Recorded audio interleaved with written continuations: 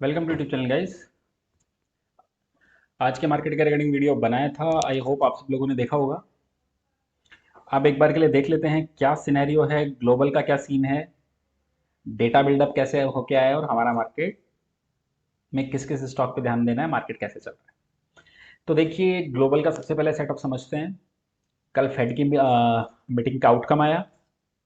जिन जिन लोगों ने वीडियो देखा होगा, क्लियरली एक चीज बोली थी कि प्रीवियस जो एक्सपीरियंसेस रहे हैं उससे फेड ने एक चीज सीखी है कि आप चाहे टैपर करो। कल भी उन्होंने टैपर की क्लियरली बात की कि देखो टैपर करना है, इस मंथ के आखिरी में स्टार्ट, ईयर के आखिरी में या फर्स्ट क्वार्टर में स्टार्ट कर देंगे। और बल्कि एक और बहुत नेगेटिव चीज फेड ने बोली जो शायद लोगों ने जिस पे गौर ना किया हो। जो इंटरेस्ट रेट हाइक की बात है, वो out of 18 members almost 9 members ने इंटरेस्ट रेट हाइक के भी फेवर में वोट किया। लेकिन जैसा मैंने कहा था कि उन्होंने पुराने अपने एक्सपीरियंसेस से सीखा है कि आप उस चीज़ को शुगर कोट करके बोलिए, मार्केट बुरा नहीं मानता है। और देखिए वही हुआ। क्लियरली ये चीज़ बोली थी। टेलीग्राम ग्रुप पे बताया था कि जिस तरीके का मार्केट का मोमेंटम है, लग रहा है मार्केट ऊपर की तरफ ब्रेकआउट देना चाहिए, और बहुत शानदार ब्रेकआउट आया। हमारे पर्सनल अकाउंट्स में कुछ कॉल्स थी हमारे पास जो टचवुड ठीक गई, लेकिन वो प्योरली एक रिस्क था। ओके, क्योंकि ये फेड का आउटकम खराब भी आ सकता था। इसलिए हम हमेशा हेजिंग के थ्रू ही प्ले करने की एडवाइस आप सब लोगों को करते हैं, जो हमने ग्रुप पे भी कहा था। ओके, अब एक बार के लिए देखते हैं, देखिए हमारे मार्केट में क्या हुआ। ये निफ्टी का चार्ट है। बहुत बहुत शानदार वाला रन आज आया। ऑलमोस्ट 75 पॉइंट्स का रन निफ्टी में और 800 पॉइंट्स का रन बैंक निफ्टी में। बहुत अच्छा रहा। डाउ जोन्स ऊपर आया, ऑलमोस्ट 500-600 पॉइंट प्लस है, लेकिन हमारा मार्केट पहले ही फैक्टर इन करके गया है। तो ग्लोबल से क्या कुछ नेगेटिव है? नहीं। एवरग्रांडे के लिए बोल दिया था मैंने पहले ही कि बहुत ज़्यादा नेगेटिव लग नहीं रहा, और ये सिस्टमिक इशू नहीं है, सिस्टमिक रिस्क का इशू नहीं है। देखिए क्या हुआ। ओके, मेटल्स अभी भी थोड़े म्यूटेड हैं। मेटल्स को रिवाइव होने में थोड़ा टाइम लगेगा। मुझे लग रहा था कि आज, जैसे मैंने इनिशियली ग्रुप पे मॉर्निंग में डाला था टेलीग्राम ग्रुप पे, कि मेटल्स आज लगता है आउट परफॉर्म करना चाहिए। लेकिन लग रहा है कि मेटल्स पे एक वो सेंटिमेंटल इम्पैक्ट है, वो कुछ दिन रहेगा, उसी के बाद मेटल आउट परफॉर्म करेंगे। ओके, सो ग्लोबल से कुछ नेगेटिव नहीं है। हमारे मार्केट पे आते हैं सबसे पहले। Just a minute. निफ्टी बहुत शानदार रन, लाइफ हाई बनाया। अब फिर से एक बड़ा स्टेटमेंट देने जा रहा हूँ। ओके, मुझे लगता है इस मंथली एक्सपायरी से पहले निफ्टी 18,000 टच करना चाहिए। अब क्यों, एक और चीज बताता हूँ आपको। जिन लोगों ने हमारा 2 से 3 दिन पहले वीडियो देखा होगा, हमने एक बहुत ही अनरियलिस्टिक मूव के बारे में बात की थी। जब बहुत पेसिमिस्टिक सिनेरियो बना हुआ था, तब हमने क्या कहा था कि बहुत ही अनयूजुअल सा डेटा सामने आया है। आप देखिए, मंथली एक्सपायरी पे कोई 18,000 की पुट शॉर्ट कर रहा है। 4,000 के करीब का ओपन इंटरेस्ट था, अगर आप सब लोगों को याद हो तो। जिनको नहीं याद हो, पिछले if I am not wrong 2 दिन पहले का वीडियो है। कि बहुत ही अनरियलिस्टिक सा डेटा है। ओके, लेकिन जिन लोगों ने भी वो किया था, अब हमने ये भी कहा था कि या तो ये किसी पोजीशन का एडजस्टमेंट है, या फिर ये कोई बहुत ही एग्रेसिव ट्रेडर्स हैं। और वही एग्रेसिव ट्रेडर सही साबित हुए। आप देखिए, तो इस तरीके के डेटा बिल्डअप पे बहुत ध्यान देना होता है। Market is all about data. Data के बेसिस पे ही चार्ट डेवलप होते हैं, सब कुछ होता है। सो डेटा रीडिंग बहुत मस्ट है। ओके, सो अब मुझे लगता है इस मंथली एक्सपायरी से पहले 18,000 निफ्टी टच कर देगा। ओके, बहुत ज्यादा प्रोबेबिलिटी मुझे लगता है इस चीज की है। बैंक निफ्टी, तो निफ्टी में देखिए ऐसा कुछ बात करने को नहीं है, सब कुछ पॉजिटिव है, 18,000 है। बैंक निफ्टी के बाद में कुछ और भी चीजों में बात करूंगा मैं। बैंक निफ्टी, आप ये देखिए, बहुत ही शानदार रन बैंक निफ्टी का। प्रीवियस जो हाई था उससे ऊपर की क्लोजिंग। ओके, लेकिन जो अभी तक का लाइफ हाई रहा है बैंक निफ्टी का, उससे थोड़ा सा नीचे मुझे लगता है हो सकता है ये भी 38-38,500 का लेवल इस मंथली एक्सपायरी से पहले इजीली दिखा दे। सो निफ्टी बैंक निफ्टी में कुछ भी नेगेटिव नहीं है। अब देखिए, एक बार बात करते हैं डेटा सेटअप पे। डेटा देखिए, ऑप्शंस का डेटा आज किसी काम का नहीं है, क्योंकि एक्सपायरी थी, सिर्फ इस डेटा को लेना पड़ेगा इंडेक्स के। तो देखिए, इंडेक्स लॉन्ग करके गए हैं, 1200 कॉन्ट्रैक्ट्स अनवाइंड करके गए हैं, सॉरी, और सेम पुट में भी अनवाइंडिंग है। सेम स्टॉक के लॉन्ग 13,000 कॉन्ट्रैक्ट्स ऐड किए हैं, तो 5,000 शॉर्ट्स ऐड किए हैं, तो बहुत ज़्यादा कुछ डेटा में ऐसा बात करने को नहीं है इस डेटा में, मोरलेस ठीक है।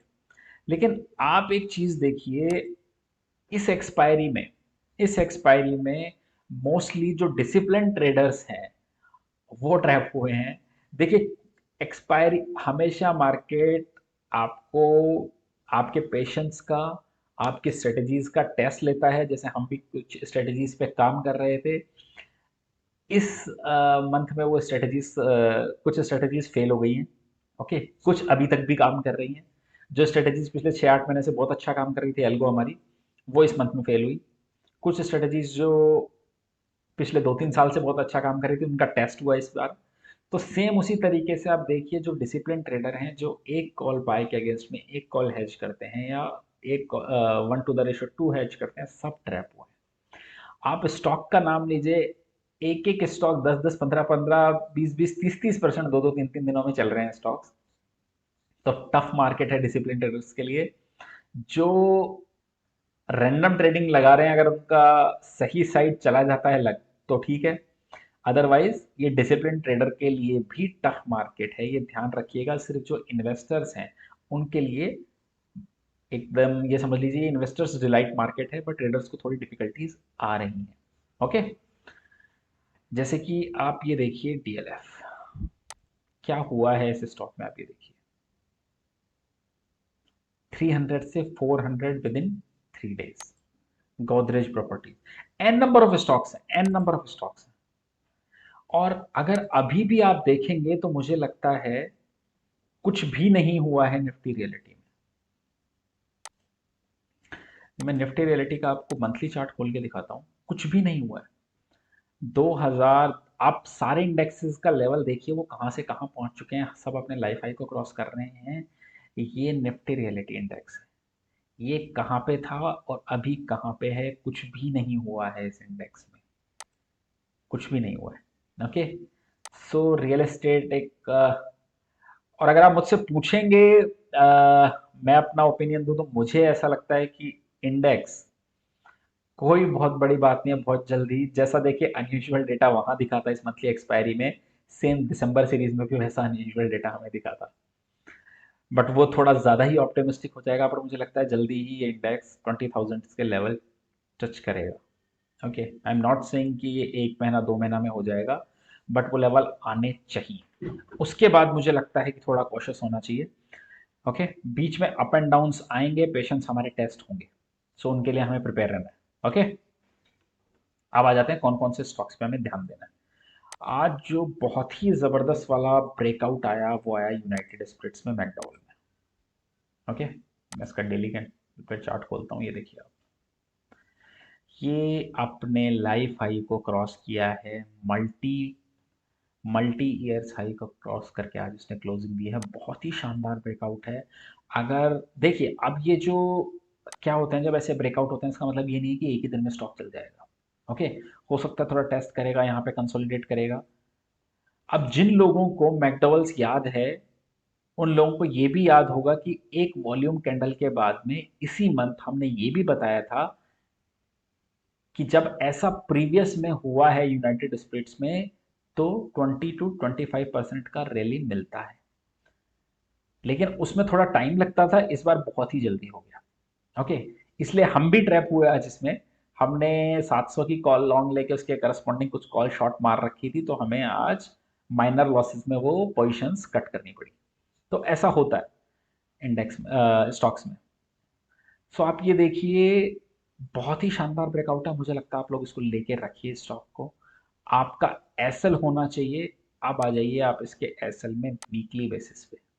ओके, वीकली बेसिस में देखिए, सॉरी गाइस, वीकली बेसिस में अगर ये 815 के ऊपर की, मतलब अगर कल ये 815 के ऊपर की क्लोजिंग देता है, आपको कुछ नहीं करना, 800 का स्टॉप लॉस लगाइए ऑन ए वीकली बेसिस। मुझे लगता है स्टॉक बहुत ज़्यादा नहीं तो 900 और 1000 हो जाएगा आने वाले कुछ दिनों में। सॉरी गाइस, सेकंड स्टॉक पे आता है, डीएलएफ। आज देखिए इस स्टॉक ने क्या किया है।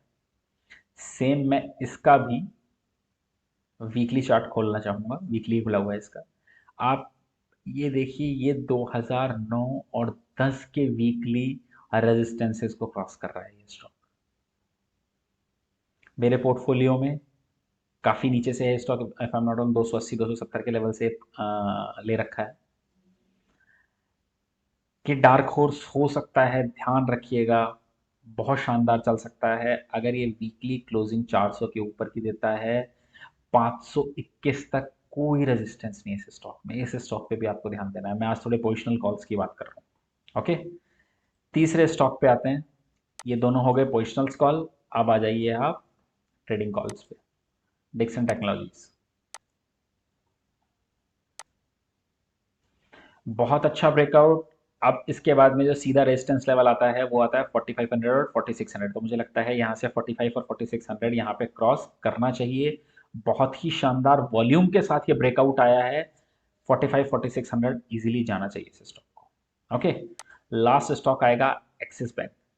अभी तक आप देखेंगे बहुत कम, रेयरली हमने सेलिंग के स्टॉक दिए हैं, क्योंकि जब ये बुल्स का मार्केट है तो बियर के आइडियाज क्यों ढूंढने हैं आपको। बहुत ही सिंपल चीज है। ओके, आप देखिए प्रीवियस जो स्विंग लॉस थे, उन स्विंग हाइज थे, उनके ऊपर की जाके आज क्लोजिंग दी है 812 पे। मुझे लगता है 825 से 30 का लेवल इस स्टॉक में भी आना चाहिए। ओके, सो बुलिश व्यू रखिए।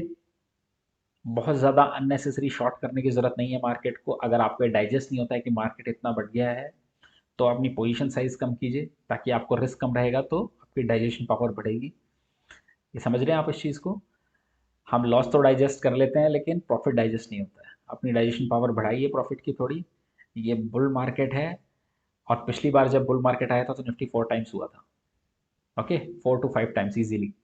अभी तो हम कुछ भी नहीं बढ़े, जस्ट 1.1 और 1.2 टाइम्स। सो रखिए, अभी रुकिए मार्केट में। जैसे जैसे डेवलपमेंट होंगे, अगर देखिए रिवर्सल होगा, हम बहुत पहले बताने की कोशिश करेंगे। लेकिन हाँ, हम इस चीज़ को एडमिट करते हैं कि टॉप पकड़ना नेक्स्ट टू इम्पॉसिबल, और नहीं पकड़ पाएंगे हम भी। तो ऊपर के कुछ पॉइंट्स जाएंगे, डेफिनेटली जाएंगे। बट ये मार्केट अभी बुल्स का है। इन्वेस्टेड रहिए, जितने दिन अच्छा पैसा बन रहा है वो बना के रखिए। ओके गाइस, आई होप आपको वीडियो अच्छा लगा होगा। अच्छा लगा है तो लाइक कमेंट और शेयर कर दीजिएगा। Thank you guys, thank you for watching.